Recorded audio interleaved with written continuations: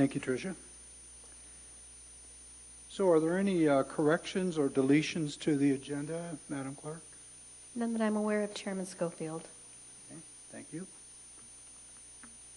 So our first item of business is a public comment. So at this time, members of the public shall be allowed to address the board on items not appearing on the agenda. They're of interest to the public and are within the subject matter jurisdiction of the board. If you'd like to make a public comment, please come forward, give us your name, and you have 3 minutes.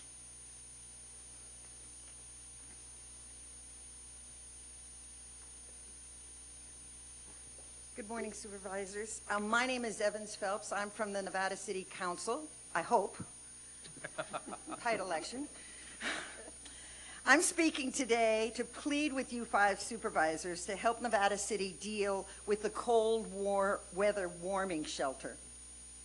I am really concerned that the Nevada City Council will have to turn away the only warming shelter for the homeless in Western Nevada County. As you know, we operate the only warming shelter in our part of the county. It operates in an inadequate facility with an all-volunteer staff. Our town is 2 square miles in size. We have 3% of the population of the county. And without any funds at all from the county, we are expected to shelter the 15 or so Nevada City homeless, which we're happy to do, and around 20 nights a year during the winter, and up to 50 or more homeless that come from around the county and that are driven over from Grass Valley. Next winter, it's proposed that the warming shelter exclusively be at the Vets Hall on North Pine Street. This is an R1 neighborhood with the daycare center next to the Vets Hall. As you know, homeless people don't have places to go during the day. And so last year, when it was there, the neighbors put up with people shooting up on the Vets Hall steps and peeing on the sidewalk. My problem with the Vets Hall used as a warming shelter is it has no security and no plans to appease the concerns of the neighbors. But I do believe that we can solve this. Help us find another location, preferably in a light industrial area. Help us with security to monitor those folks spending the night. I beg you, supervisors, to have the political will to tackle this issue. Homelessness is a huge concern for all of us, and the voters want us, politicians, to do something about it. And you can start by helping Nevada City do her part. We can't do it alone. Funding Hospitality House is fine, but those are not the folks that we house on wet, snowy nights in the dead of winter. We want to do the right thing, but we need you to have the political will to finally address this issue head on. And without your help, we may be forced to close the only warming shelter in Western Nevada County. And I don't want to see this happen. And now it's summer, and I really would like to look at options. We were just talking with Allison. She's willing to work with us, but I need your guys' help. Thank you. Thank you, Evan. Hi, I'm Polly Halstead. Yes, I honestly feel this can be worked out, but I have asked for over a year for more participation from the county in terms of staffing the warming shelter, mental health worker, county nurse, and caseworkers to help these people. So these are the really low barrier people that come over to the warming shelter. They're very difficult to manage, especially when you have 40 or 50 of them in the room at the same time. And even though Sierra Roots has done the best they can, they don't have the professional skills to deal with this many people all at once. These people are really disabled. So I feel like this can be worked out with the city, but it's going to require some funding and also some more staffing by the county. Has to be, you know, a reciprocal deal, and then I think it will work. Thank you. Thank you. Thank you, Polly. Is there any other public comment at this time?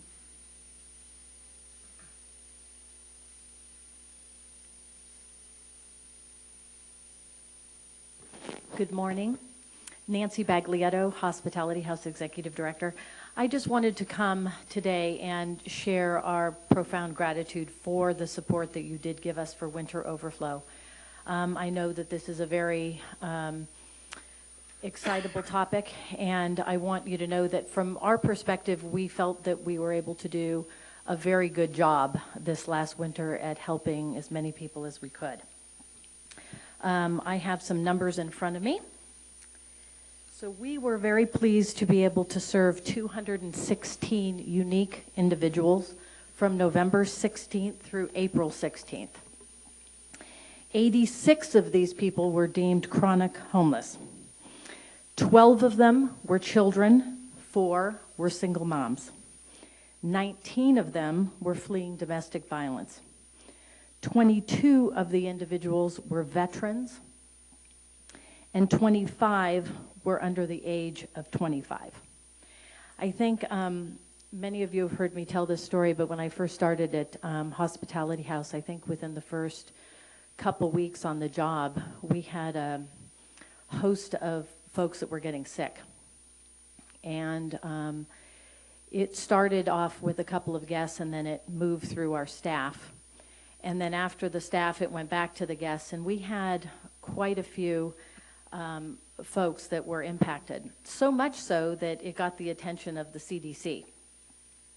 And here I am trying to figure out how to make all of this work. So we brought in the hazmat team, we cleaned the shelter, we did everything we could, and we eradicated the norovirus. This year, we were one step ahead of it because all of you supported, both Grass Valley and the county supported our winter overflow program. We did not have one outbreak of infectious disease. We were able to serve all of the folks with relative ease because we were prepared with cots, we were prepared with clean sheets for people, we had showers, we had extra food, and our volunteer groups really stepped up to make that difference.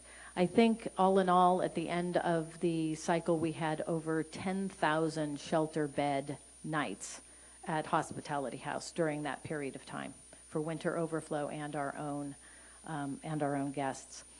So this started out as a very organic process. We came to the city of Grass Valley and wrote a proposal for this, and the county matched what Grass Valley did, and together we were able to accomplish a lot. So I just wanted to thank you all for the support. Supervisor Miller, you said it was a no-brainer, so we really appreciate that comment. Thank you all. Thank you, Nancy. And we do recognize this is an ongoing issue. All right, is there any other public comment? Okay, seeing none, and we'll close the public comment section. And we will go into our consent calendar. These items are expected to be routine and non-controversial. The Board of Supervisors will act upon them at one time without discussion. Any board member, staff member, or interested party may request that an item be removed from the consent calendar for discussion. Board members? No? Staff? Public? Okay, I would entertain a motion. So moved. A second. Motion Supervisor Miller, seconded Supervisor Hall to approve the consent agenda. Madam Clerk? District 4. District 1. Yes. District 3. Yes. District 5. Yes. District 2. Yes. Okay. Then at this time, we will go into a closed session. Madam Counselor, would you like to read us out? Pursuant to Government Code Section 54957.6, a closed session of the Board of Supervisors will be held for the purpose of reviewing its position and instructing its designated labor negotiations representatives regarding employee salaries, salary schedules, fringe benefits, and all other matters within the statutory scope of representation. The designated labor negotiation representatives for Nevada County are Allison Lehman, Assistant County Executive Officer, Seth Shapiro, Human Resources Director. It's actually Amanda Erhammer, Interim HR Director. Joseph Salavar, Undersheriff, and Donna Williamson, Labor Attorney. The labor negotiations concern the following bargaining units: unrepresented confidential employees, Local 39 General Employees Unit, Local 39 Professional Employees Unit, Sheriff's Management Association, and Deputy District Attorney, Deputy Public Defenders Association.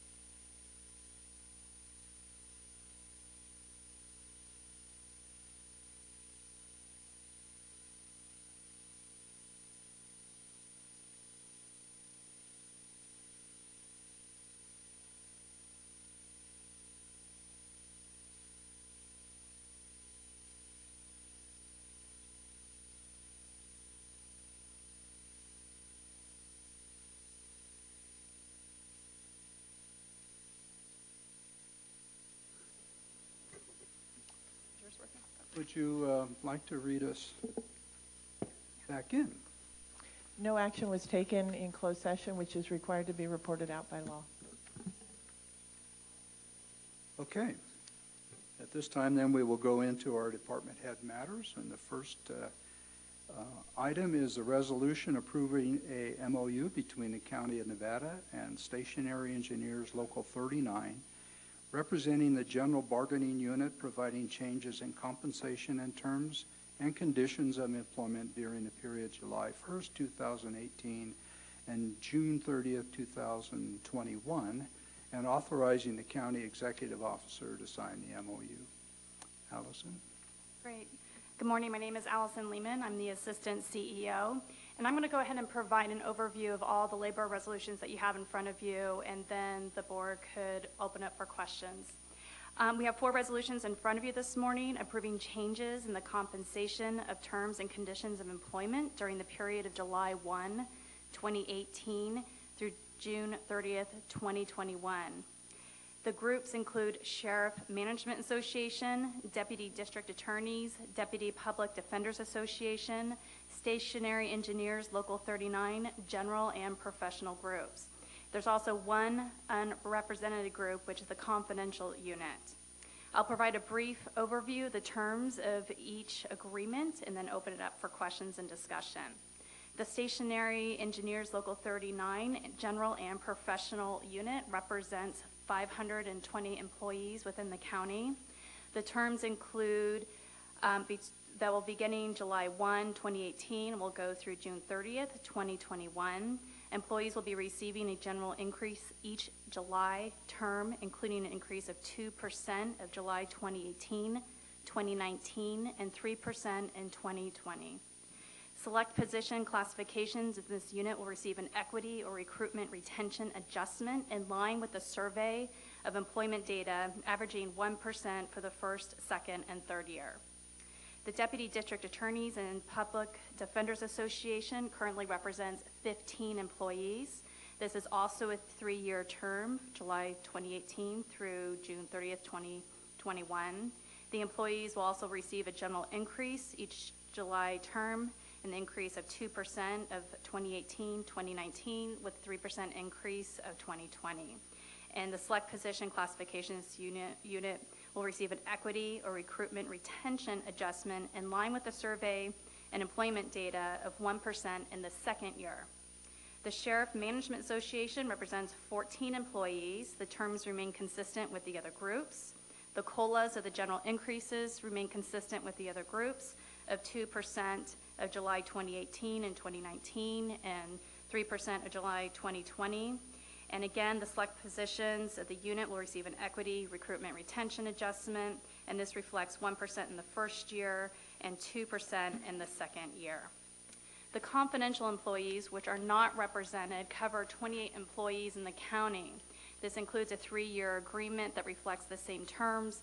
Employees will also receive general assistance increase of 2% of July 2018 and 2019 and 3% of 2020. And the select position classifications in this unit will receive equity adjustments that reflect the survey and employment data ranging from 1% to 2% over the 3-year term. So your consideration of this matter is appreciated in adoption of the resolutions. Thank you, Allison. Questions?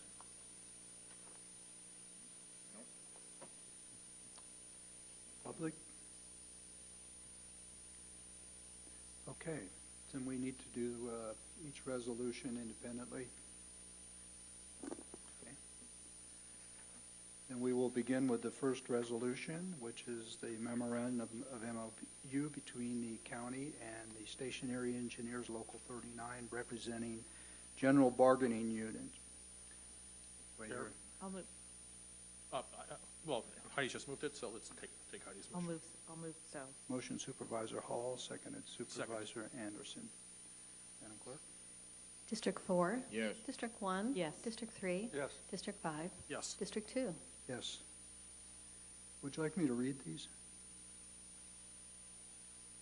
Or just, the next one is a resolution approving the memorandum of understanding between the county and the Station Engineers Local 39 representing the professional bargaining unit.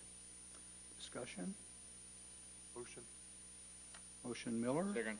Seconded Weston. Madam Clerk? District 4, Yes. District 1. Yes. District 3. Yes. District 5, Yes. District 2. Yes.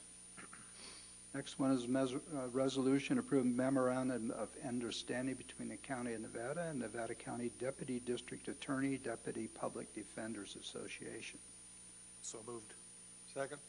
Motion Supervisor Anderson, seconded Supervisor Miller. Madam Clerk? District 4. Yes. District 1. Yes. District 3. Yes. District 5. Yes. District 2. Yes. Next one is a resolution approving an MOU between the County of Nevada and Nevada County Sheriff's Management Association representing Safety Supervisory and Management Employees Bargaining Unit. Hear a motion? Moved. Second. Motion Supervisor Miller, seconded Supervisor Weston. Madam Clerk? District 4. Yes. District 1. Yes. District 3. Yes. District 5. Yes. District 2. Yes. Next is a resolution adopting an updated compensation and benefits summary for the unrepresented confidential employees, providing changes in compensation and terms and conditions of employment during the period July 1st, 2018 through June 30th, 2021. I'll move. So Motion- moved. Second. Motion Supervisor Hall, seconded Supervisor Anderson. Madam Clerk? District 4. Yes. District 1. Yes. District 3. Yes. District 5. Yes. District 2. Yes. And the last one is an ordinance amending Section A-2, 2.2A of Article 2 of Chapter 2 of Nevada County Administrative Code regarding Board of Supervisors compensation. That's- Discussion? Mr. Chair, you might want a presentation from staff on that last one. Oh, okay. Nice try, Ed. Good move, but it didn't fly. Should we vote on the others? Oh, no, we already have. Yeah. There we go. So I'm happy to provide you an overview of item 35. So the salaries of the Board of Supervisors were last modified and changed in 2014, granting modest increases over a 3-year period. As staff was collecting compensation data for county employees, data was also collected from area counties for board compensation. The data indicates that the County of Nevada board compensation is more than 20% behind the compensation of 8 county average. Those counties include Butte, El Dorado, Mendocino, Placer, Sacramento, Sutter, Yolo, and Yuba counties. Staff recommendations for board compensation was brought to the Budget Subcommittee on May 22nd of this year, and the subcommittee supported the following recommendations. This included general increases of 2% of August of 2018, 2% January 2020, 3% January 2021. Market equity increases, the percent of August 2018 and January 2020, and 2% of January 2021. We request board action to introduce and waive further reading of this ordinance, amending the section of the Nevada County Administrative Code regarding board supervisors' compensation. Thank you, Allison. Now, are there any comments? None? Well, just an observation that we're following roughly the same, actually, we're following exactly the same model that's been applied to other employee groups. That is correct. Yeah. In terms of the annualized increases and also a market adjustment based upon the 8-county market area that we look at for all counties. Correct. For all employees. The methodology was the same. Yeah. Okay. No further questions? Move the resolution. Second. Motion Supervisor Weston, seconded Supervisor Miller. Madam Clerk? District 4. Yes. District 1. Yes. District 3. Yes. District 5. Yes. District 2. Yes. Okay, thank you, Allison. Thank you very much.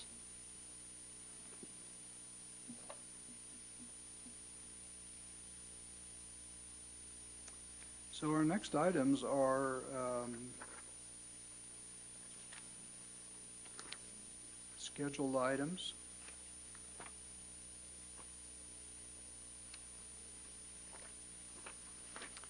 can we jump to, or shall we recess? We could do closed session if you'd like. Oh, let's do closed session.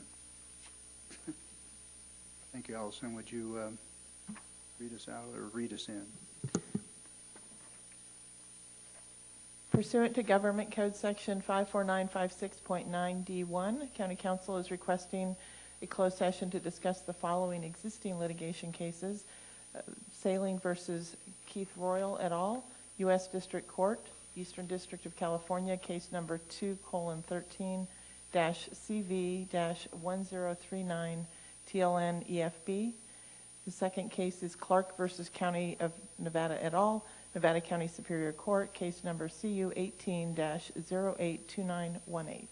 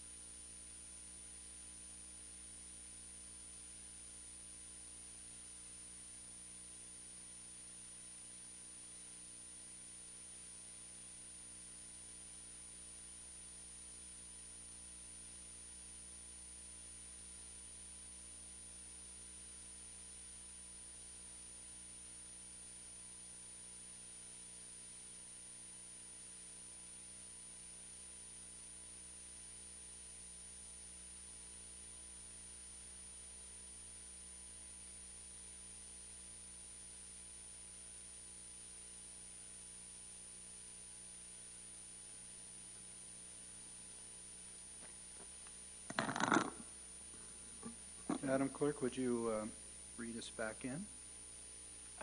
Nothing occurred in closed session which is required to be reported out by law. Thank you. And now we will wait for 2 minutes and go to our next scheduled item.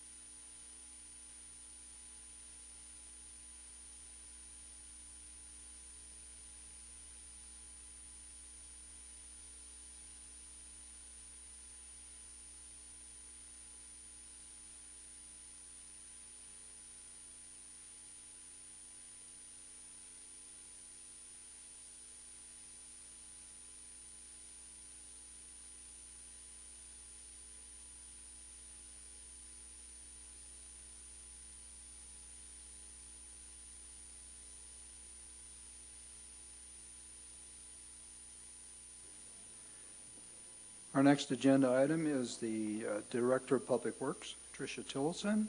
This is a resolution authorizing the purchase of right-of-way, a permanent slope easement, a permanent Pacific Gas and Electric utility easement, a temporary construction easement, and a permanent public utility easement on property located at 21515 Higgins Road, Grass Valley, APN 57-141-32 from Darwish LLC for the Combi Road Rule 20A Utility Relocation Project in the amount of $75,700.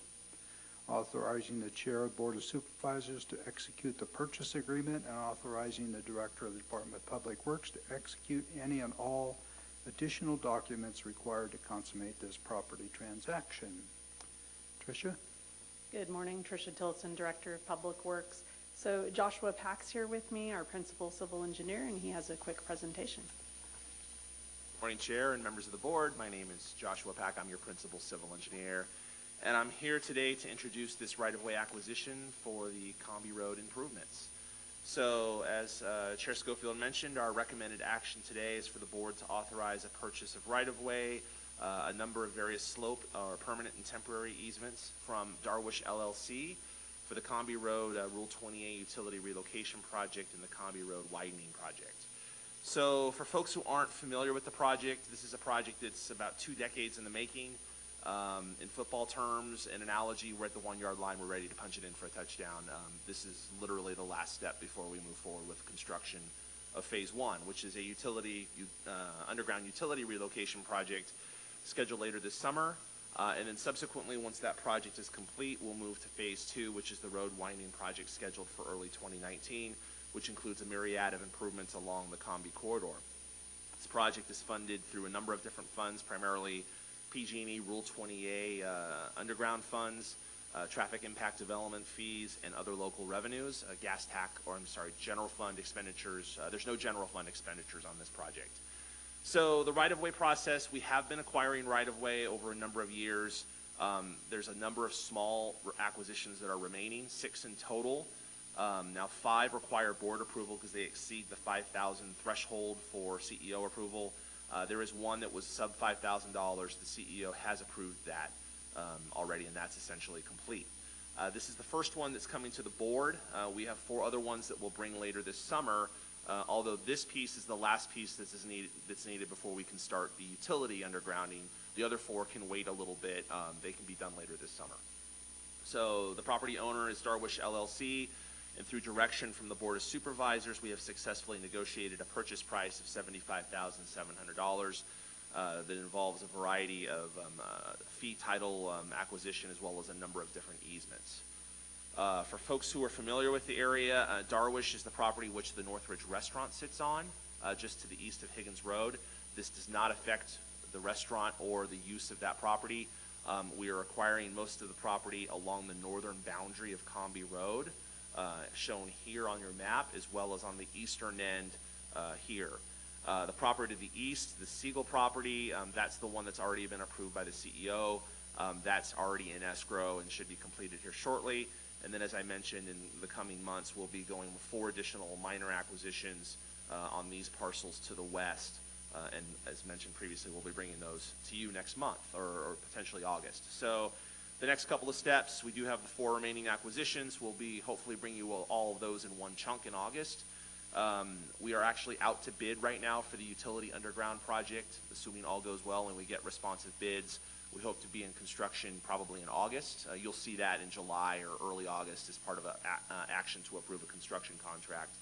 And then the Combi widening project, once this is done, we'll be looking to bid that project right now with the oncoming winter and the last couple of years of questionable winter weather. We're hoping to do that in March or April of next year. So that's all I have, and Tricia and I are available to answer any questions you may have about this item. Thank you, Josh. Any questions?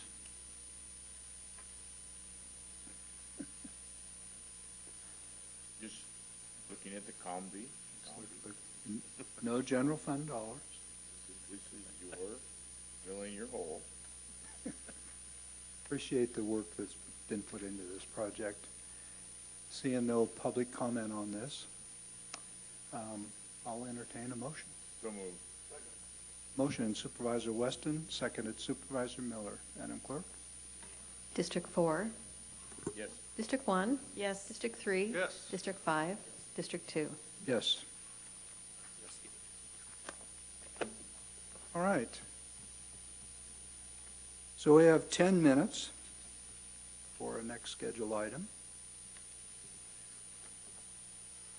We can wait, or we want to do announcements. We'll wait. Yes, yeah.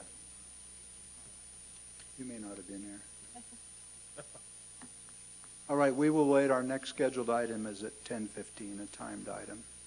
So we will recess for 10 minutes.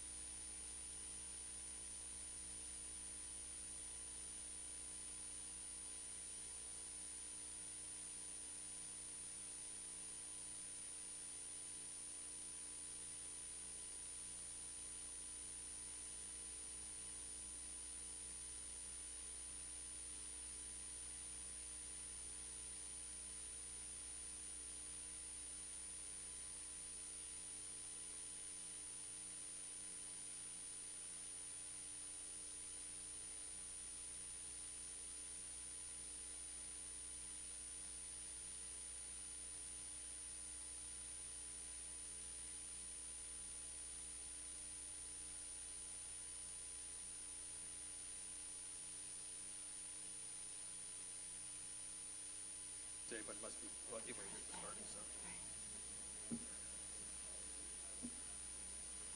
But yeah, it'll be difficult. Because he's law enforcement. Okay, we will come back into session for this regular meeting of June 12th of the Nevada County Board of Supervisors. And our next item is individual board members' items. This is Supervisor Hall, District 1, and Supervisor Weston, District 4. This is a presentation on the Yuba River Public Safety Cohort, a multi-agency work group, and the associated action items to promote and enhance public safety in the South Yuba River corridor and to prevent and mitigate wildfire. And I believe we'll be looking at Mr. Thornsby. Jeff? Absolutely. My name is Jeff Thorsby. I am your Senior Administrative Analyst. Today I'm providing you a presentation overview on the South Yuba River Public Safety Cohort. Should I go ahead and launch in, Supervisor West and Supervisor Hall? Alrighty, excellent.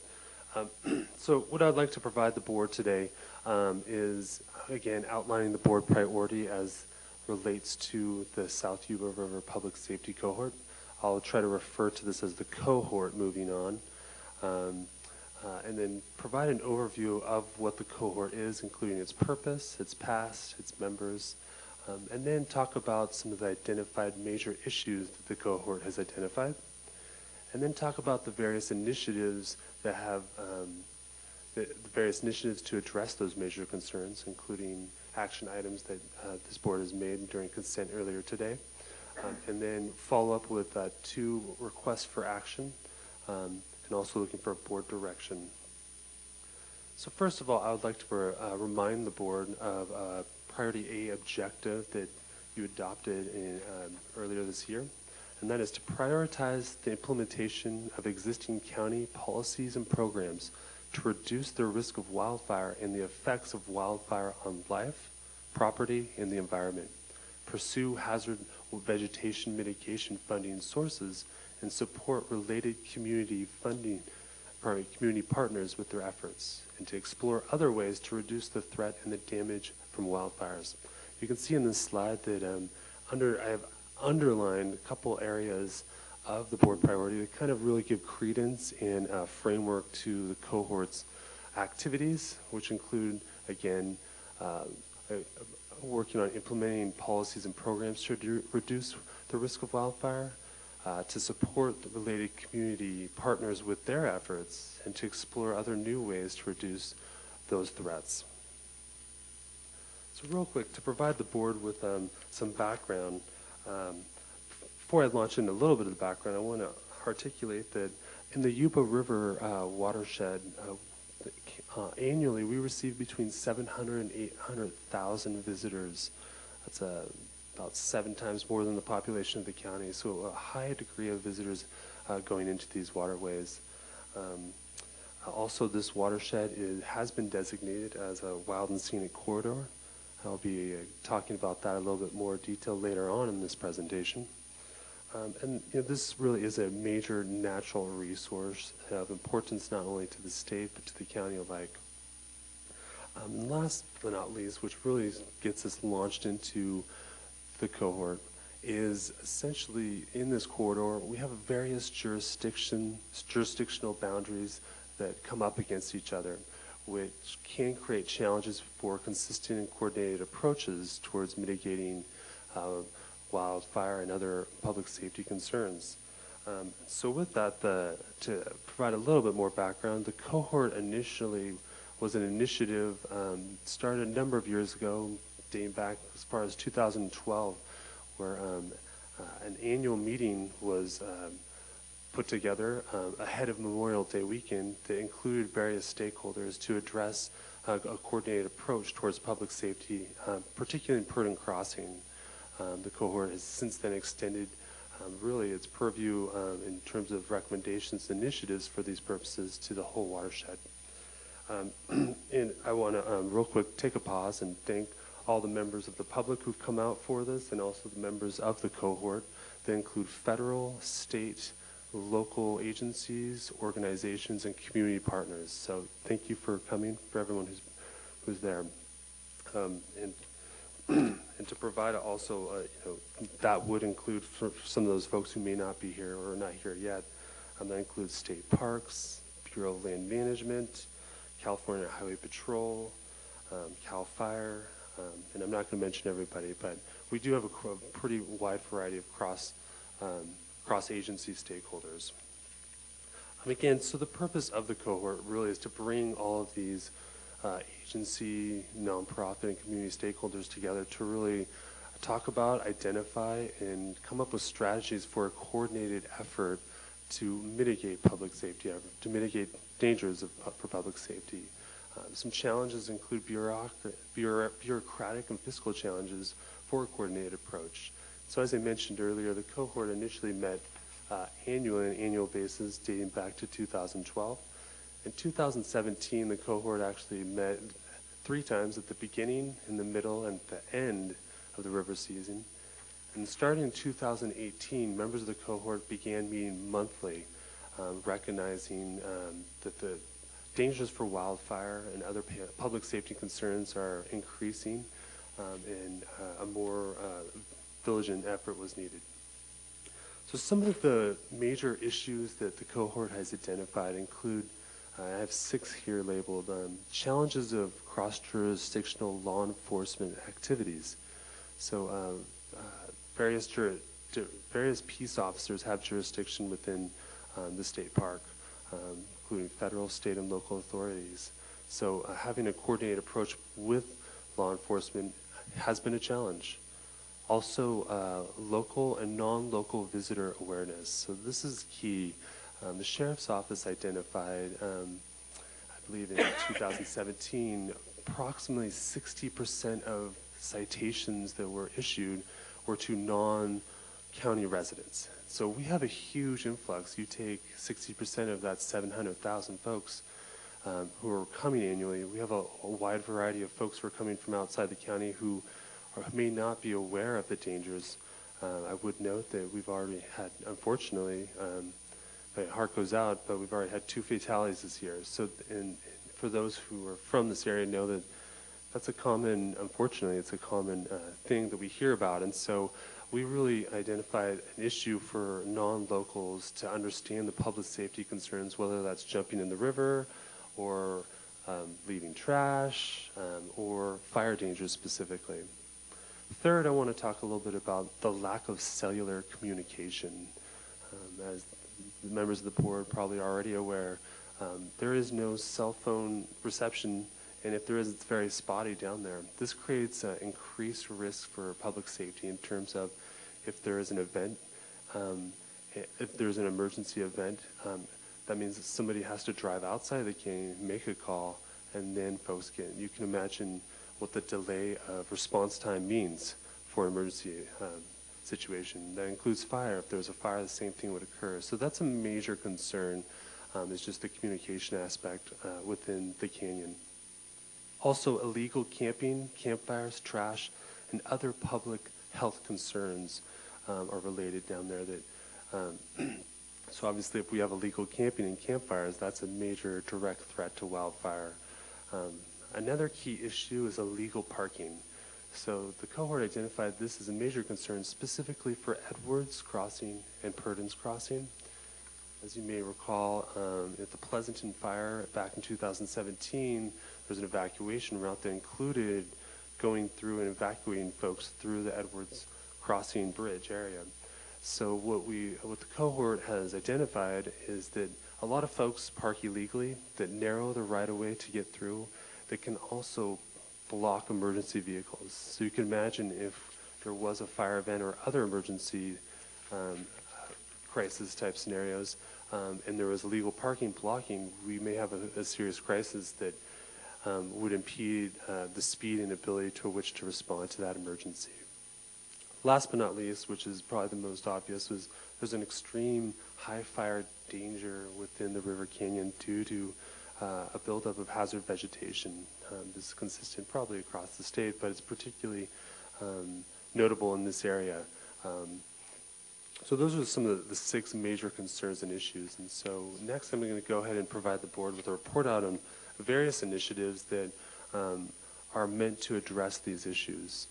I also just want to mention the cohort is still meeting, and this is the starting point. I think the cohort is going to continue to identify other issues and other initiatives to help solve these, of course, with board input and other community stakeholders. Real quick, before I launch into the initiatives, I want to again just to remind the board priority is really what helps frame staff support and direction for these initiatives of the cohort. Again, to implement county policies and programs to reduce the risk of wildfire, to support related community partners with their efforts, and to explore other ways to reduce the threat. And so I'm going to go ahead and report out to you to 8 major initiatives to address identified challenges, which include looking for some board direction and also board action. So starting off, I want to talk a little bit about a joint agency task force. So as I mentioned earlier, there's a challenge of cross-jurisdictional law enforcement activities in terms of the canyon. And so the cohort put together what we're calling the joint agency task force, and the sheriff's office has been the lead for this. This also includes peace officers from state parks, Bureau of Land Management, CAL FIRE, and the California Highway Patrol. So the purpose of this was to coordinate law enforcement effort to cite various federal, state, and local regulations to allow for increased educational contacts. One of the key things that law enforcement's noted is just as important as perhaps issuing a citation for legal activity is also education and educating folks who may not be aware of the rules and regulations, and also demonstrate a coordinated approach and a joint effort. So in an effort, the sheriff's office has met with these stakeholders and identified various dates and scheduled dates for periodic sweeps where they go down all together down into the River Canyon and then go ahead and do sweeps of the canyon looking for illegal activity, educating folks, and also citing them. The first sweep was done in Memorial Day weekend, and the other scheduled sweeps are scheduled till early fall. So the first sweep which we led was Memorial Day weekend. Unfortunately, if you may or may not remember, we kind of had a rain on that day, so we had a little bit less folks contacted than we assumed. But essentially, the group split into 2 teams. One went up towards Edwards Crossing to Spring Creek. The other went down from Edwards to Purdon Crossing. Various contacts were made. Folks from Sacramento, locals from North San Juan, folks from the Bay Area were contacted, also folks from mining claims. 1 citation, one written warning were issued that included for alcohol, and then also a citation for registration for parking. Also, folks did educate, our law enforcement folks educated minors on pans and hands policy. So moving forward, I also want to talk a little bit about our river safety marketing strategy, and this is to address the local and non-local visitor awareness issue. And so we've worked, teamed up with our CEO's office, Taylor Wolf, as well as South Ute River Citizens League, to develop a strategy that we're calling Love the Yuba Like a Local. The purpose, of course, is to educate locals and non-locals alike. This includes 6 key messages. Be safe, no cell phone service, no fires, it only takes 1 spark.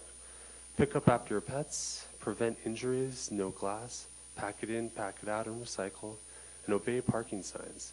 The delivery methods include public service announcement videos. On May 21st and the 28th, we actually did video shoots with various agencies on these key messages, releasing regular press releases. The first press release was released May 25th. We've also posted these messages on Go Nevada County, the county's tourism website. We've developed a flyer, and we will be pursuing social media outreach as well as working with local radio providers. Next, a key initiative is also to address the lack of cellular communication. So earlier today, during the consent item, the board approved the submission of a grant to the Fire Prevention Safety Grant. Also, with the consolidated budget amendment, Also going to be the Office of Emergency Services will be purchasing a call box to be installed at Purdon Crossing. This is a fixed satellite phone, as well as purchasing 4 satellite phones that will be given to community partners. We've identified the Circles River Ambassadors program. So those folks will actually have satellite phones on hand in case of emergency. They can reach out. Additionally, the grant that you've already approved for submission will include purchase of satellite fixed call boxes in 4 other locations, 2 variable message signs, and 5 additional satellite communication devices. Another initiative is providing a grant for the Hub for Direct Community Action, Friends of Purdon Crossing. Friends of Purdon Crossing has been a strong advocate for public safety and public health amenities at Purdon Crossing. They've been a participant of the cohort since 2012. The board approved a grant allocation to support and promote public safety and their general services to the community. They were also a recipient of a 2016 grant from State Parks Foundation grant.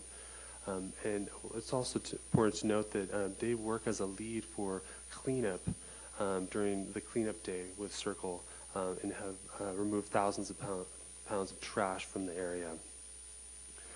Also, the board approved today during consent was an agreement with the Yuba Bus. Yuba Bus is a new organization, private organization that's going to be providing bus trips to the Yuba River. So they just began participating in the cohort, and the key piece here is really to reduce parking and traffic congestion down at the river to further mitigate illegal parking. They've already begun early this June and will be moving through October.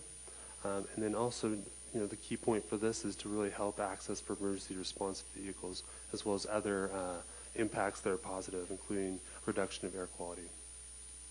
So moving forward, those are some of the initiatives that the board has acted on, and some information will report out. Next, initiative that the Yuba River cohort has identified is an ordinance banning outdoor open fire of the South Yuba River Wild and Scenic Designated Corridor. So before I launch in, I want to provide Supervisor Weston an opportunity to maybe kind of give the board a quick overview on this item. So you want me to explain to why we're doing this? Yeah. Okay. One of the big things in the original management plan was to exclude fire along the designated scenic corridor. Now, granted, we can only deal with the Nevada County side at this point, and as Supervisor Anderson also brought up, that designation goes all the way into Washington. So by banning outdoor fires other than organized campgrounds and it's in the plan, it was a 1/4 mile, which is roughly 1,300 feet. We will exclude fire during the fire season, during the designated period. I'm not sure how the ordinance would read as far as when, but as you can see, CAL FIRE suspended all burning permits, except for campfire permits in residential areas or on organized campgrounds. So what our ordinance basically would do for that 1,300 feet is eliminate any chance of outdoor fire. And only during the period of time when fire season is declared at the end of the summertime, we'll go back to what we did. But during that fire season, we don't want a chance of any fire coming out of there. And since it was in the original management plan and that everybody signed off on, we think it's a viable ordinance. So anyway, that was one of the issues. Thank you, Supervisor Weston. So again, to highlight what Supervisor Weston articulated, staff today, we're coming to you to request direction from the board just on the foundational aspects of essentially what Supervisor Weston just described. We're not requesting specific board action today, but again, board direction, and then staff will return with a proposed ordinance. I'd also like to note staff can further research and conduct outreaches directed by the board, and to highlight this is a priority objective purpose to mitigate wildfire. So real quick, before I launch in on some of the guiding questions, is I want to provide a quick overview on the South River River wild and scenic designation. In 1999, State Parks, Bureau of Land Management, and the Tahoe National Forest signed an MOU for Wild and Scenic Designation Corridor, which included a comprehensive management plan. In 2001, Nevada County signed on, and the purpose was to develop and implement an interagency management plan for the corridor. The corridor consists of 39 miles from Lake Spalding to Englebright Lake, and it's a quarter mile from the ordinarily high mark on each side of the river out, which is approximately 13 plus feet. This incorporates essentially 12,609 acres across the entire corridor. Here's a map that shows the wild and scenic designation. You can see this map shows highlighted the various different type of stakeholders who are along this, who are included within the corridor. This would include obviously BLM, United States Forest Service, state parks, PG&E, Sierra Pacific Industries, NID, and of course private homeowners. Approximately this includes about 180 plus individual parcels. The study that was done in 2000 for the wild and scenic designation outlined that large acreage of private lands are owned by timber and land companies. Private lands also include claims and tract parcels, and there are a number of private homes located within the corridor.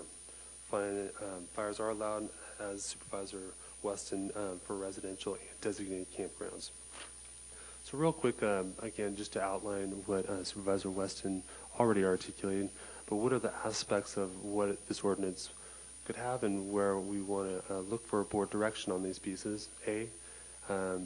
Is there consensus for the need for an outdoor open fire ban along the river corridor?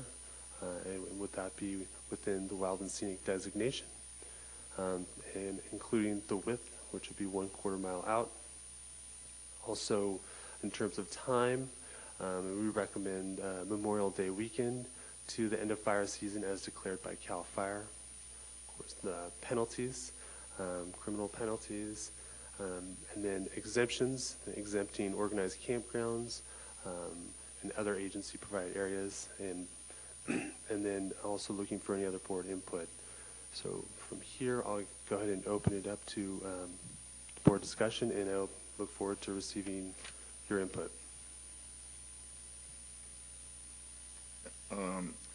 How did Pedestal Grove get in there? That is articulated in the management plan as an exception. But only in an organized That's campground. correct. That's correct. Okay, so it has to be very clear. That's not, a pedestal grill sitting down on somebody's private property is not legal. No, and so, okay, yeah, that's not correct. And the second part is I don't think we can go on both sides of the river out of Nevada County. That's correct. It would only be within Nevada County. On Nevada County, okay. Richard? Well, after Heidi. So, yeah, I just want to throw in here because Hank and I have chaired this group since last year. And I want to start by thanking everyone who's come to these meetings, especially since we've been doing it every month. Before I came on the board, I met with Caleb from Circle and asked him to highlight his major issues for me, and many of them were these here on this list. So I'm really excited that we've been able to come this far and really highlight the major issues and begin to address them. And just to the rest of the board, I want to just highlight the fact that this was very difficult to come up with these solutions. We worked, I don't know how many conversations we had about the differences between the feds and the state and the locals in terms of what each organization can do, what levels of approval they need to do anything in coordination. So this is really a really good, I think a good set of solutions that we've all agreed upon. Was not easy to get there. So, I'm hoping this is the beginning of a really great way to address fire issues, number one, but also health and safety issues in the canyon, as well as transportation and emergency response. I'm really pleased how far we've come in the year and a half, and appreciate the input that we've gotten from so many people. So I hope you guys will ask questions that you have and just make sure we acknowledge that this was a really good joint exercise. Thank you, Heidi. Richard? Thank you, Chair Schofield. Actually, I'd like to echo that. I'd like to express my deepest thanks to both Supervisors Weston and Hall for moving on this. Wildfire is a critical issue and a priority for this board, and it affects every district, and especially District 5, given the prevalence of wildlands and forest lands in my area. So this provides both a useful model that might be applicable elsewhere, but it's also, frankly, something which I'm sure will benefit the communities in Nevada County and the residents that we're serving. Chair, if I may, is this the proper point for questions for staff? Yeah, I believe so. Okay, thanks very much. So Jeffrey, and maybe Hank or Heidi, with regard to banning wildfire or open fires, open burning, within the Eagle River Wildland Scenic Designated Corridor, as Hank noted, that corridor goes to Washington and actually extends quite a ways beyond Washington up to, I think, Lake Spalding. Is there, looking at exemptions, are we exempting settled areas like Washington? We have, for example, at least one RV park. We have a hotel there. We have residents who may occasionally enjoy an outdoor fire at their homes. Are we planning to exclude fires at those residences and at those commercial facilities? Yeah. So Hank is saying yes. Yes. I think we're looking at prohibiting fire on private properties as well in the corridor. Well, there's private property that's rural in nature, private property that is built up in nature, and Washington is a built-up community. And I would suggest that we at least talk with the community out there to find out, to let them know what's going on, first of all, and to get their input. I mean, I support a outdoor fire burning in general, but there may be places where it might be appropriate, like campgrounds. Well, no, we're okay in campgrounds. Organized campgrounds are fine. So how about a hotel, though? You have a fireplace out? Well, now you're talking something, I don't know what they have. Well, it's important, I think, to at least discuss this with the community of Washington, just to see if they have concerns or solutions which could be applied to obtaining the objective that we're trying to obtain, which is to reduce significantly wildfire hazard in the rural area of Nevada County. So we're only doing it 1,300 feet from the river, which is probably the majority of Washington. I think it's never a bad idea to get input from the folks who are affected, and we certainly haven't been out there talking to them about this. So I think it would be a good idea to get their input, but I would also highlight the fact that I mean, Washington is one of the most vulnerable communities from a wildfire. So we want to make sure we get their input and see if there's any place to make exemptions, but we're looking at fires that shouldn't be out there. That's what we're looking at with this ordinance. And when you're looking at the community of Washington, your response time, because it's a populated area, a semi-populated area, is going to be pretty rapid, because the one campground sits right on the river, and then the trailer park sits off.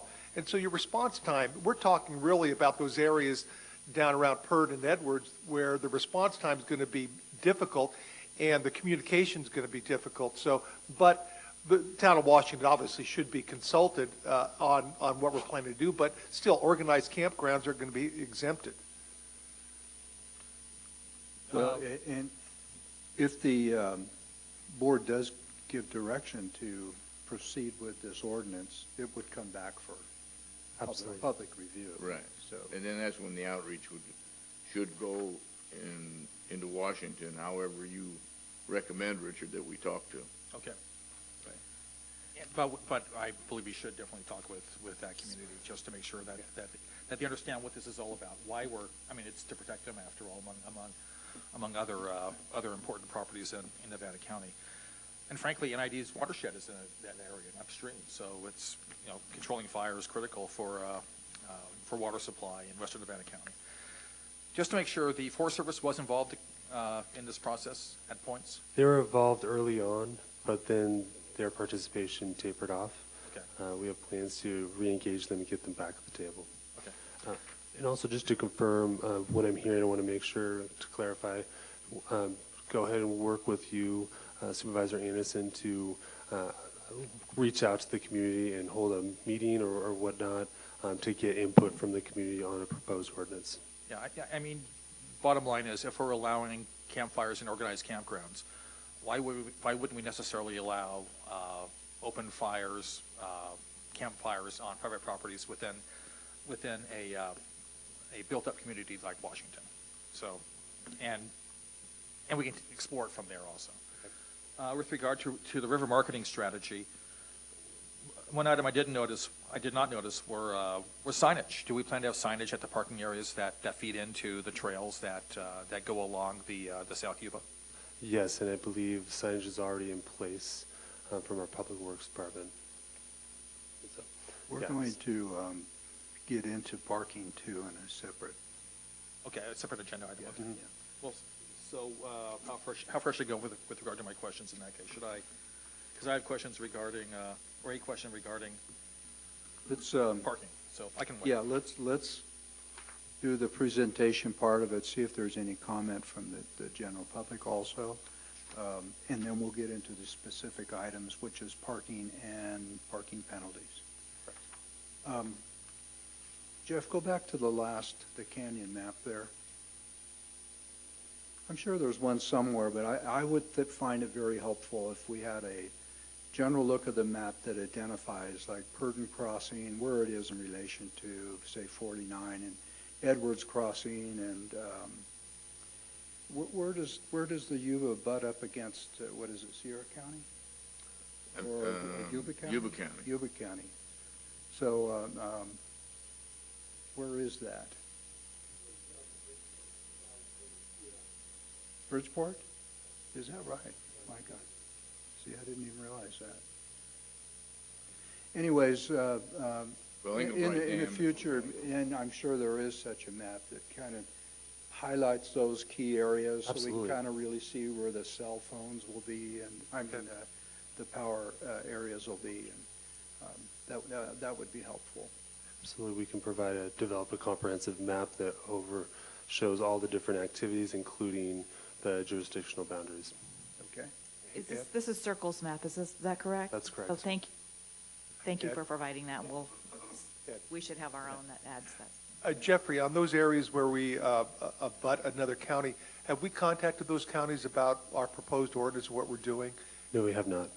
Okay, is that going to be something we're going to do in the future so that they can perhaps coordinate efforts also? Absolutely, we can definitely do that. Okay. We're starting with us. So is the Yuba bus issue part of this agenda item, or? Yes. Yeah. So it's, okay, I just also want to mention that, actually, I met the Yuba bus folks at the trail celebration held by Variable Land Trust up at 5 Mile House Saturday before last, and great service. And I'd suggest also that we perhaps look at somehow getting signage indicating parking at the Root Center on Highways 49 and Highways 20 to make sure that the public the public on the road is aware that service is available. I can work with facilities on that request. As well as Caltrans. We wanted to clarify too exactly where that parking area is here at the Root. Yeah, absolutely. Let me go back I know it right shows. here. So, this is so you can see right here on this picture, this is Okay, yeah. this is the entrance to the Root Center. Yeah. Right here on the left-hand side, I believe that's the southwest corner. That is the area that will be marked off and graded. This will also serve for overflow parking for special events and also largely attended meetings. So it kind of serves a dual purpose. Is there parking in there currently? No, there's not. Is there access to it? No, our So facilities that has promise. to be created too? Correct. You okay with that, Dan? Okay. All right. What I'd like to do then, if there's no more questions at this point, to ask if there's anybody from the public that would like to come forward and make comments here. Questions? Give us your name. I'm Deborah Swan, and I live 3 miles from the Purdon Crossing on Purdon for 16 years as a property owner, and I just so appreciate that this collaborative effort is happening. And I know I echo a lot of my neighbors and our concern for especially the police unit, the homeless camps, and the people that are camping in parking lots, and just all the finger pointing that's gone on. So thank you so much. Really. Thank you, Deborah.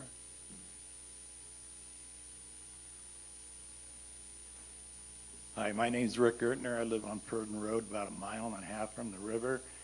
I think it's a great idea for the ordinance, but I don't understand why you would exempt campgrounds.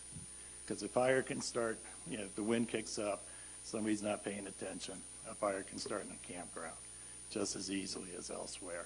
The biggest problem you got down there is the road's only 8 feet wide in certain areas going down to the river, the last 3/4 of a mile.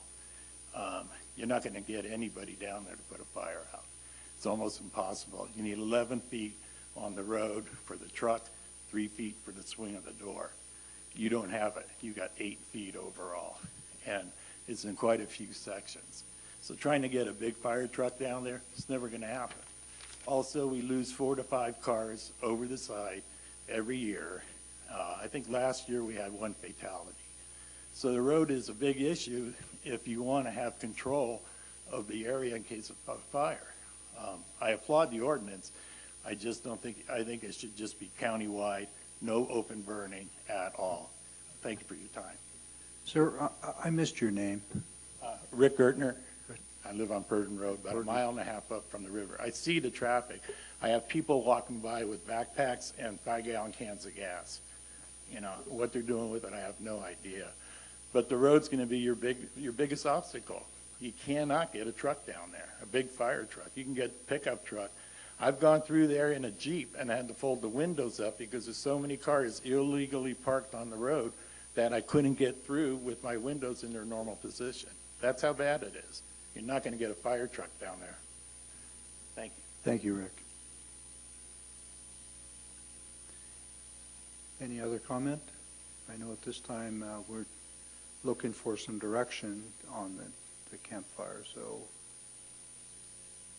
seeing no other comments, I'll pull it back to the board and I'll turn it back to Heidi and Hank as to recommendations here. Well, as far as the campfires, I mean, I would agree, but I don't think we can, when CAL FIRE and the Forest Service and BLM, well, not so much BLM, BLM and the parks do not allow campfires. Forest Service allows them in organized campgrounds. The state is doing that also, but along there, I'm only familiar with one organized campground. Now, there may be unorganized campgrounds which would be covered with our ban. In other words, just because somebody used to have a fire there, that's not an organized campground. Organized campground is one that has fire pits, restrictions, et cetera, et cetera. So, but you need to know our concern is if you look at that river, just look at that. Any fire coming out of that is going to, with a north wind, is going to blow into Nevada City, Grass Valley, and take out all those houses. I mean, that's the threat. And we, as a county, need to try and put something in place to mitigate it. And that doesn't even count the watershed that's going to get destroyed. So, you know, that is a major, just looking at it, how it affects us. So we're just trying to do what we think we can do, and it's a first step. You know, I don't know what else will happen next. CDF is talking about doing some fuel modification and some burning, but they don't want to do any kind of broadcast burning in there because it's too steep. But they are talking about piling and burning. There's all kinds of initiatives that are working between the Fire Safe Council, Forest Service, BLM, and some of the private timber companies working on fire breaks and fuel breaks in place of that. So the only campground just on the other side of the Maybert Bridge, there's a campground there. It's a day use area. Is that a day use area? Yeah. But so that would have signage? That's a Forest Service. Okay, so it's not an would you consider that an organized one? Yeah, they map it. I mean, they sign it. And And if they have restrictions, they will put a restriction up, no campfires. So that's just a day, but that's just day use there. Right. Okay. So my view is that, part of what we learned in this group was that every agency with a different way of dealing with fires, different permitting requirements, different ideas of what's extreme and what's not, and it ends up being an excuse for people who are, building fires and, oh, we didn't know, or somebody said we could, or, oh, we got a permit last year, or whatever. And so I'm really for consistency and the most conservative thing we can do, because of the fact that once a fire starts down there, we probably can't get down there, and there's going to be very little control we're going to have. I would personally, it sounds like there's only a couple campgrounds or one campground, one day use area. I'd prefer to ban it everywhere, with the exception perhaps of in-town Washington, where they can access it and put it out quickly if something happens. So, that's up to the board, but as a whole, but my personal opinion is, during that high danger time, ban everything that cannot be easily accessed and quickly put out. So an organized campground in a residential, in an area that has homes. I think probably most of us, if not all of us, agree on that.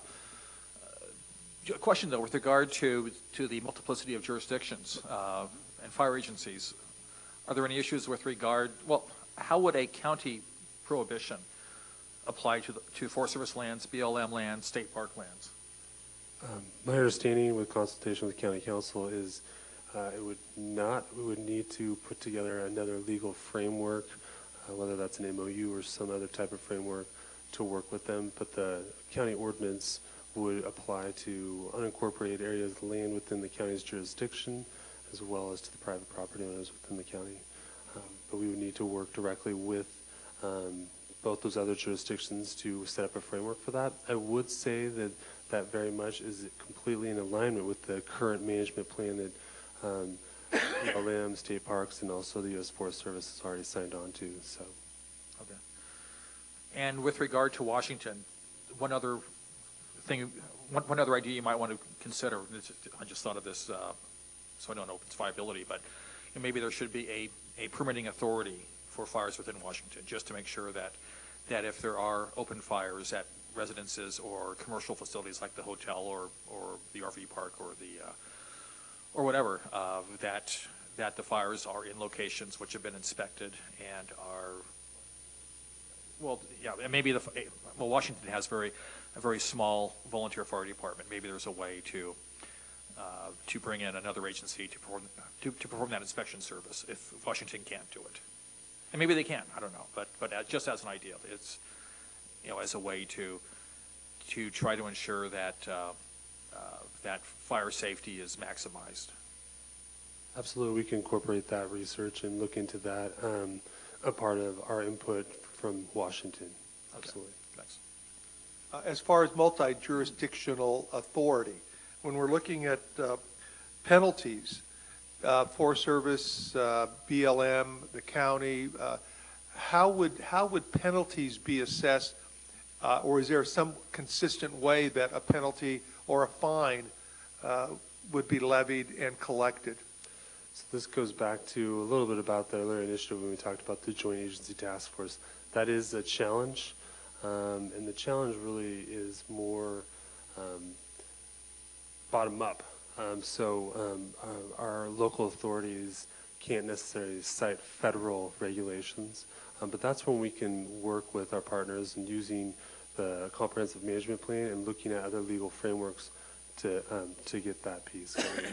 There was some early efforts on looking at developing an MOU between law enforcement and peace officers. We haven't been completely successful with that, but we can definitely bring that back to the group and roll that in as a part of that. I think that again, we want a coordinated and an effective approach towards all those pieces, so I think that would go hand in hand. Supervisor Weston? It's up to me to recognize him. My apologies. Hank? So it's my understanding, after we discussed all this, that the county ordinance, everybody can cite to, because we have put an ordinance that says no burning in that 13 120 feet. The issues before were, well, this agency can't cite to that, on that property, but now we have an overlying ordinance that says you can't burn 1,320 feet from the river. Anybody can write it. So then how the penalties are distributed, I guess that you have to deal with the court, but there it is. I mean, that's what it is. We don't allow burning except in the organized campground or whatever happens in Washington. But I mean, that was the whole point of the consistency was there is one ordinance that you can apply to without saying, oh, geez, we don't have an ordinance. We can't say anything. Yeah, we can. Mm-hmm. County says we can. Okay, well, I think we're looking for direction here. I think you guys have given your indication how to go. One more comment? One more question, if I may, for staff. With regard to the 1,300 linear feet from the river and implementation of that requirement, you know, should it be done on the basis of perhaps parcels within that area? And why I say that is because measuring 1,300 feet might be quite difficult from the, you know, I presume you're measuring from the high mean water mark or something along the shoreline. You know, maybe the way to do it is simply to plot the parcels that fall within that, and those parcels, whether or not, and the entirety of those parcels are prohibited from fires. And that way you don't need to measure. All you know is, you know, you've done the measurement already with regard to defining the area on a map, and the parcels that are partially or wholly within that area would be the parcels where burning is prohibited. Just as an idea. I mean, I'm just thinking about how you might implement that, or maybe it's easy to do the 1,300 linear feet. I don't know, but I'm just raising up an option for staff to consider. Absolutely, and I can work with our county council and working on developing the proposed ordinance and looking at that possibility. Okay. I think and to work with the fire agencies as well, who probably have experience with those. Yeah, good point. I think it's pretty obvious that we're ready to go forward with this. And my thinking being that it, perhaps at least in the initial stage, be as restrictive. Am I correct? One question I might have, are we looking at this to be an emergency ordinance? I mean, it's fire season right now. I would say if we could do that, yes, but I think we have to see what it looks like because there's still some meat you have to put on the bone, right? That's correct. I mean, your idea is correct, Richard. You could take that map and the parcels, and some of those parcels, you could still have a campfire. You got yourself a permit if you were outside the 1,320 feet, because CAL FIRE gives you the authority, or you can go get a permit from them. Okay. All right? But in that 1,320 feet, so if you want to do a GIS line, you could do just what you pointed out, and some of those people could go ahead and get a permit farther up the canyon, which I think is crazy, but they could, and have a campfire. Well, actually, my idea was sort of the opposite, which is that if the entirety of the parcel would be prohibited, even if part of it's outside of that 1,300 foot definition, just to make it easier for implementation. But whatever the fire services think is the best way of doing it. I think that could get into tricky legal issues if you've got a big piece of property. It could, yeah. I would just add that I would be in favor of making this an urgency ordinance as well. If we can do it, my request would be that the language of the ordinance be simple and clear and avoid the legalese and just without writing a novel. All right. And I certainly would run through the fire folks to make sure that, and the law enforcement folks and BLM and Parks, they're not here. Forest Service, make sure that, that we haven't mucked something up. Okay. Yeah. All right. Do you have direction? I believe so. We need to take action on this? No, I think we just want direction. Okay. Yeah, I believe so. Thank you. So moving forward. Public comment here. I'm looking at a map. My name's Chuck Sameka. I'm a member of the Cohart Committee and a retired state park ranger. I didn't want to mislead, and I think I did when I answered the boundary at Bridgeport being adjacent to Yuba County. I was an error. I'm looking at the map. I was thinking that 1 mile downstream of Bridgeport, at the confluence where it meets the Middle Fork and the main Yuba, our boundary is the Middle Fork. And so the reality is I don't think we have any, staff will look at the map too, and have any problems with any other county. The entire corridor to Lake Spalding, within the amount of footage we're talking about, is entirely within Nevada County. I'm sorry for that earlier comment. Well, thank you for the clarification. So the division is in the Middle Fork, sure? Yes. Except when you get down to Englebright, and then it's right in the middle of the lake. Yes. Okay. Chair Schofield, Gotcha. if I may, looking at the map, well, two issues. One of which is the question of other county jurisdiction, and I'm wondering if Placer County, or if part of that 1,300 linear foot definition falls within Placer County up by Immigrant Gap. Looking at the map here, maybe some PG&E lands that extend beyond or extend into Placer County. Yeah. Also, there are other campgrounds up there. I think there's a Marin County campground up toward the end of Highway 20, likely within that corridor. I'm not entirely sure where its location is. So we should make sure that we examine the entire corridor for other organized camp areas, such as city camps, county camps, religious camps, and so on. Boy Scouts, among others. Yeah, the difference between Placer and Nevada County is in, what is it, Bear Valley? Exactly. Yeah. Actually, in this case, yeah, it's roughly, it looks like no, it's actually right near it's Bear Valley, it looks like. That's where the sign is. Yeah, that's where the sign is, right across, right. But this is not the Bear River. This is the South Yuba River. So the Bear is a little bit to the south of what we see there. We just got to make sure that any other entity, Absolutely, we can county, is notified. We can make sure that's within the map that the board's directed for us to make sure we develop. So are you proceeding with the presentation, or shall we just go into the next? We can go ahead and go into the next. Okay. Thank you. Then you've got your direction. Thank you for the presentation, and thank you to everybody that has worked on this project. So the next item, and these all relate to this, is Tricia Tillison, Director of Public Works. This is to introduce and waive further reading an ordinance amending Section 3.A.8 of Article 3.A of Chapter 4 of the Nevada County General Code pertaining to parking prohibitions, including the addition of existing no parking zones on Purdon Road and North Bloomfield, Graniteville roads. Tricia? Good morning again. So yes, what we're proposing is a revision to the no parking zoning ordinance. There's a few purposes for this. The primary one is to add no parking zones at Purdon and Edwards crossing bridges, really to formalize those. As I mentioned in my staff memo, these no parking zones already exist, but we want to formalize it in our ordinance. There were some clerical corrections that we're proposing, as well as some areas that are no longer in the county. They've been annexed by the cities, so we're proposing to remove those from the existing ordinance. Okay. Any questions of the board? Any public comment, questions? I'm Jude Bischoff. I'm with Friends of Purdon Crossing.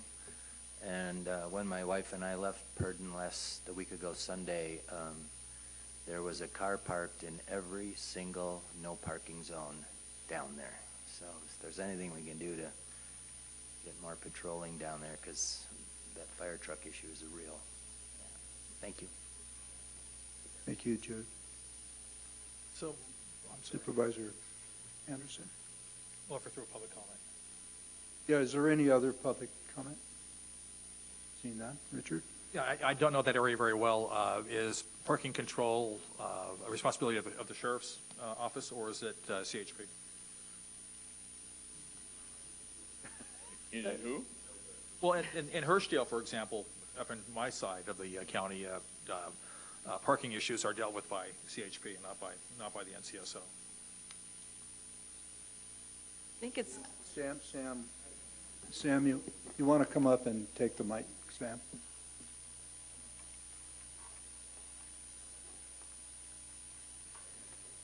Thank you. It is multiple jurisdictions. That's where it again becomes complicated. So on the roadway, the sheriff's office can do the enforcement. Most traffic type things are deferred to CHP for our MOU and the way that it works out. And within the parks, there's also state parks has some enforcement issues as well. But we do go down and we do issue citations for parking and things of that nature. Last year, I don't recall the total. We did provide them before this meeting. But there were numerous parking citations, I think upward of like 60. That's across all jurisdictions? That would be for our agency. Yeah.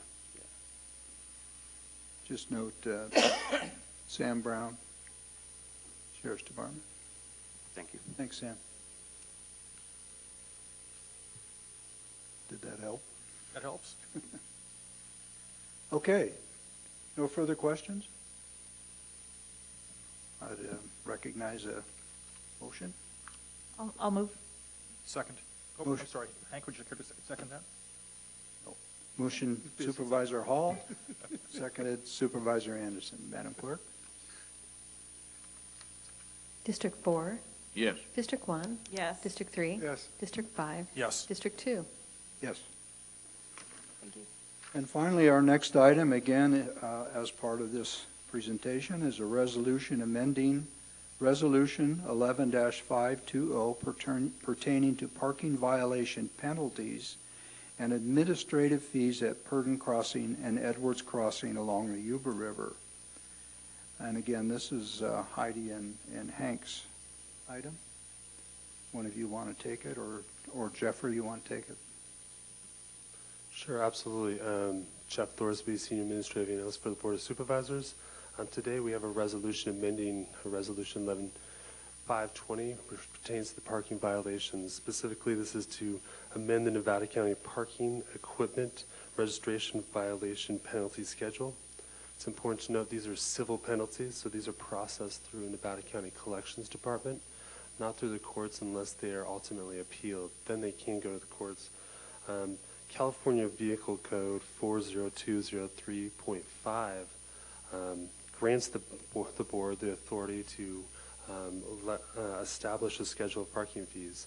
So when staff reviewed and looked at various counties and other parking violations that would be of similar merit in terms of near bridges and parking ways, near rivers, we essentially found that a price range of approximately around $100 to $250 would be an appropriate fine for this parking violation. After consultation with various departments, is recommended for a parking violation of $150. So what this resolution will be doing, will be adding a parking violation for specifically Edwards and Purdon Crossing in the base fine amount of $150.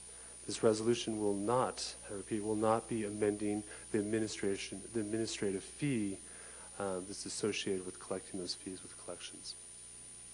And with that, I'll answer any questions. Hank? So, Heidi and I can let you know, but, you know, the bottom line here is that the old fee was $53, okay? People who were coming from out of the county said, oh, $53, I pay that every day to park in San Francisco, park my car. So I'll pay the $53, all right? So if you'll notice, you know, when we had the issue at the transfer station, when we put the cover your load or $500 fine, after we got 2 or 3 of those, you know, people started covering their loads. Now, it's not 100%, but it's better. So the theory here is it's going to hurt. And we've got to let them know that we're serious. And I think that when you kind of look at the bigger picture, the river ambassadors with the cell phone, with the satellite phones are out there all the time. If they see that the cars are all jammed up, they phone in, and we immediately, law enforcement, CHP, gets down there and gets the road open. So it's kind of it's a multidisciplinary to get rid of them. Get them out. And just to add, what we're coupling this with, thank goodness, we aren't doing it, but Dave Preston and Brett Dotson, who pulled together the Yuba Bus idea as their own entrepreneurial, effort, fits nicely with this. So we're making sure people are not parking where they shouldn't be so that our emergency vehicles can get down. And they now have a new service so they can park up somewhere else, take the bus down. He's doing lots of outreach, talking about when the first one's down, when the last one leaves. So we're coupling this with a better ability to get down there without having to park. So I think, we're being as humane as possible, but it's clear from what we just heard that the $53 fee hasn't been enough, and we really need to make this more serious. Richard? I support a higher parking fee. My only request would be that someone keep an eye out for cascading effects. That is, if we resolve the issue of parking at Purdon Crossing and Edwards, will there be negative impacts elsewhere in that area? And we need to make sure that we're aware of that potential. You mean parking other places? Exactly. They got to be goats if they're going to be parked. Well, I don't know. I mean, perhaps it might lead to other issues. That's all I'm saying. We need maybe to be farther back up on the hill, some of the property owners who live there, that might happen, but I'm sure that will be jumped on really quick if they start pulling off there. Well, all I'm saying is let's keep an eye out for those Yeah, sorts of things. yeah. This is only the first time. Remember this is year one. Yeah. Right, and so we'll learn from it. And, yeah. And if we need to, we'll adapt and modify. Yeah. Yep. What is the fine level on 49? Fine level on 49, I believe, is it's the 53. How much? 53. Oh. You mean parking? Parking, correct. Yeah. So currently this resolution is only amending the schedule for Purdon and Edwards specifically. Yeah, and those are the critical issues in terms of the width of the road and whatnot. But that's something we can adapt to if we need to. Exactly. But Heidi, you're exactly right. The idea of having this create an incentive to use the bus, I think, is important. So, which is why having that bus parking at the route center is so critical, and getting the word out and signage, et cetera, et cetera. Well, does the bus impact Purdon or Edward? No, currently they are only going to be for their year. This is their first year of operations. So they're only going to be going to Highway 49 crossing. Okay. All right. Right, but they're taking surveys to determine if there's people interested in Purdon and Edwards, to see if they're going to expand their service. I think the intent is ultimately to expand. That's correct. Oh, so I missed that. So the bus is simply for the 49 crossing right now. Right now, this season. but Okay. he's just starting too. Yeah, I understand. All right, is there any public comment on this portion of it? All right, seeing none, I'll close the public comment on this. Bring it back to the board. I would move the resolution pertaining to parking violation penalties at Purdon Crossing and Edwards Crossing. I'll second. Motion's Supervisor Weston, seconded Supervisor Hall. Madam Clerk? District 4, Yes. District 1, Yes. District 3, Yes. District 5, Yes. District 2. Yes. Thank you. I think we accomplished a lot. Thank you for all of your work and support on this project. I'm sure we'll be seeing you again, too. We're just beginning. Thank you, Hank and Heidi, for your work. I forgot, when it was all notified, the other fire agencies, the districts, North San Juan, Consolidated, their peace officers are also participating in the sweeps. Oh, excellent. Yeah, so it's if you're a peace officer and you got some time, go see Shannon because she'll get you down there. Thanks, everyone. Thanks, everyone, for showing up, too. It was really great to have you all here, folks from the group. All right, to finish this meeting up, we haven't done announcements in quite a while. Is anybody prepared to do an announcement? I've got a couple I want to. I got one. I got a big one. Well, then you should say it. All We'll right. start with you, Hank. Well, You guys, everybody has seen the paper, I'm sure. Maybe it hasn't been that clear, but I believe that the county and all of the supporters and stakeholders were the reason we got $2.8 million shoved into the budget to finish the bridge. And when you really look at it, 2.8 plus 4.1, that's 6.9. This county got $6.9 million plus $1 million for the solar for the two parks in this county. I think that's phenomenal. I don't know anybody who's gotten that much money out of the state legislature, and I know because everybody was behind it. It was a great win. But Hank, thank you, by the way, for bird dogging this. You were critical. Oh yeah, no, it was a team effort. But we got it. Now we just got to make them work and get it done. Thank you for your efforts, Hank, and your team. I know it is a team effort. Heidi, do you have anything? Just off the top of my head, I just want to commend again on the Mental Health Board. We met in Truckee. Last time we go up to Truckee once a year, just like we are doing with the Board of Supervisors, and get to hear what the folks up there are doing. And they're, as usual, doing a really great job. The Mental Health Board is also coordinating really well with our public health folks, with the CASA program, with the DVSAC program. We're bringing a lot of speakers in from all over the county to make sure, and on the homeless issues as well, to make sure that we're all coordinating and looking at solutions together. So it just continues to be a very effective board. Yeah, nothing. Richard? I have a list of like 30 things, but they're all what I've been doing, which is therefore self-serving. I'll just focus on the one thing, which is You have 3 minutes, Richard. maybe important for the county, and that is that the LAFCO Policy Committee has recommended changes to bylaws and sphere policies, or not changes to sphere policies, as I recollect. And so any special districts that are listening to this, they might want to contact LAFCO to find out what's going on, just to make sure that they're up to speed on potential changes for the policies and bylaws that affect how LAFCO treats them. So that's basically it. Yeah, You got 2 minutes left. Oh, it's okay. All right, I just wanted to mention, we did join the Mountain Water Association a while back, and so there was a meeting held at the Ridge, and I thought we did join, probably ought to participate.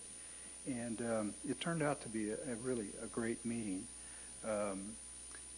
Congressman LaMoffa and McClintock were there, so when you came in, you were pretty well stopped by the Placer County Sheriff's Department to make sure you were going in for good cause. But the thing that was really impressive about it was the issue was our waters being threatened, but it was focused primarily on the forest. So they had the vice president and one other big management official with the U.S. Forest Service, along with the president of Sierra Pacific Industries. And it just felt really good that the Forest Service, CAL FIRE was not there, but U.S. Forest Service is recognizing that they have some major issues in the forest. And I thought it was very productive. There was things coming out about fuel in the forest beyond just harvesting the forest, and talk of such things as biofuel, that there needs to be more support of biofuel to take care of the debris and the growth, the undergrowth that's in the forest, and perhaps looking at more as solar, that there needs to be money to support these. I felt that was really good. But I thought it was an exceptional meeting. There were 6 counties represented with 7 county boards of supervisory members there. So I think Heidi and I sit on that. It's something we might want to follow a little bit closer. I felt quite good about the meeting itself. Also, and I want to thank Consolidate, Chief and Terry, for their efforts with some of the fire meetings we've been having. I know they've been having it down in your areas too, Hank. We've been meeting in Alta Sierra, OES, Jeffrey, I want to thank you for your support on this. OES has been working down in Lake of the Pines, and then recently we had a meeting last Friday at Alta Sierra. I think we've learned a lot from Lake Wildwood, what went on down there, and I know there's any meeting we have in Alta Sierra draws a large crowd of people, so I want to thank you guys for your efforts there. And then finally, I held a community meeting on the Higgins project, the one that you think so highly of, Hank. And at the community meeting, we did have some questions that came up that involved traffic studies, et cetera. It's been 10 years, really, since that project was approved and has gotten through. And then with our economic development proposal, we finally got some movement on it, and of course we dealt with it today. But from that meeting, because there were still some questions that came up, we held a Highway 49 Safety Committee meeting, which is a small group of people, primarily in South County, met with Caltrans, our own public works people, answered some of the questions. I think one of the biggest concerns is the ingress, egress out of that Higgins development off of Highway 49 itself. There was some questions about a single lane turning left into a double lane, but I think that will pretty well work itself out. But again, I appreciate Public Works assistance on that, and I appreciate Caltrans efforts, and I think one of the ideas that we kicked forward was maybe from the Higgins Road off of 49, creating a frontage road and consider signalization down on Streeter Road on Highway 49. So I just want to make note, in a lot of case, partnerships with other agencies that are appreciated, and the work of our own staff. Okay? Thank you. I took your other 2 minutes. That's fine. Yeah. All right, with that. Dan, nothing? Well, he already shook his head. Oh, he shook his head. Oh, I just wanted to point out, you know, all these, the increased awareness of fire was certainly brought on by last year's fires, and on all these tabletops and exercises, we were very lucky. We had 2 communities that got to play pretend wildfires attacking your house and can your house survive, and I'm sure all that came out of it. But I think the biggest thing, and I see Steve there, and I see Shannon, is what we have got to really step it up in the county to get people on Code Red and to get it correctly. And I don't know how we do it, whether we do some more testing, whether we do going down to communities and sitting down, but it seems to me that the greatest emphasis that everybody has said at these exercises is, geez, we don't know what's going on, and you're going to be contacting Shannon about sirens. I'm not sure sirens are any good, but if they are, you need to control them. They can't be controlled by folks running around. So it's, I mean, there's really a heightened awareness of fire, and I think we've got to be the calming agency that kind of brings it, okay, get on Code Red, this is how we're going to deal with it, this is your evacuation routes, and make sure we have our act together. I agree, Hank. Thank you. Is there a role for CEO staff to begin that coordination process, or frankly, clerk of the board staff? Well, Jeffrey has spent considerable time on this, and I appreciate his efforts too. And Chair Schofield, we echo Supervisor Weston's thoughts. A contract actually is going out to 211, who will be responsible helping people enroll in Code Red. And Taylor Wolf is working with Jeff Thorsby to do a coordinated community outreach specifically on how to enroll in Code Red. So there's efforts underway. See, that's a big issue. If you have a siren or you have an alert and people don't understand it, the first thing they're going to pick up is 911, and it's going to jam the dispatch, and they can't do anything. So what we have to really is, if there is a siren, if that's what comes out of it, the community, or if there is an alert, if you want more information, you go to 211. You don't go to 911, because 911 is for an emergency, not for, how come you're blowing the siren? Or how come I got this alert and I'm sitting in Pasadena? we've got to get a better job of coordinating this. We really do, otherwise it's going to go crazy again. Is Code Red a county-wide alert system, or is it simply a West County? No, Okay. It's county-wide, and then there's all kinds of other parts to it now, so, and we have really confused people out there, so we really need to focus. I think one of the first alerts was countywide for 2 o'clock in the morning that there was gunfire at Soda Springs. All right. Nothing else? This meeting's adjourned. Thank you.